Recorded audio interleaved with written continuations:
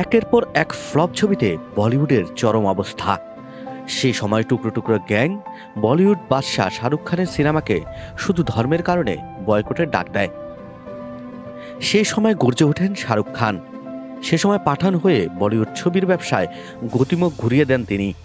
জওয়ান ছবি দিয়ে বক্স অফিসে ঝড় তুলেন এই বলিউড বাদশাহ। তবু একদিকে যখন গুটকার বিজ্ঞাপন নিয়ে অভিনেতা অক্ষয় কুমার, অজয় দেবগনকে ঘিরে তীব্র কটাক্ষ, অন্যদিকে কোল্ড ড্রিঙ্কসের বিজ্ঞাপনে অভিনয় করায় শাহরুখ খানকে নিয়েও সমালোচনা শুরু হয়। দেশের সুপারস্টার হয়ে কেন কোল্ড ড্রিঙ্কসের মতো অস্বাস্থ্যকর পণ্যের প্রচারণা করেছেন তিনি, তা নিয়ে শাহরুখের বিরুদ্ধে ক্ষোভ জমা হয়েছে বেশ কিছু স্বাস্থ্য বিষয়ক সংস্থার। সম্প্রতি এক সাক্ষাৎকারে সেই কটাক্ষের কড়া জবাব দিলেন বলিউড বাদশা খ্যাত কিং খান। তিনি স্পষ্ট করে জানালেন, যারা মনে করছেন কোল্ড ড্রিঙ্কস পান করা ভালো নয়, তারা এটিকে নিষিদ্ধ করার আর্জি জানাক। সরকার এগুলো নিষিদ্ধ করুক। সবাই জানে সিগারেট খাওয়া ক্ষতিকর, সেটিও নিষিদ্ধ করা হোক।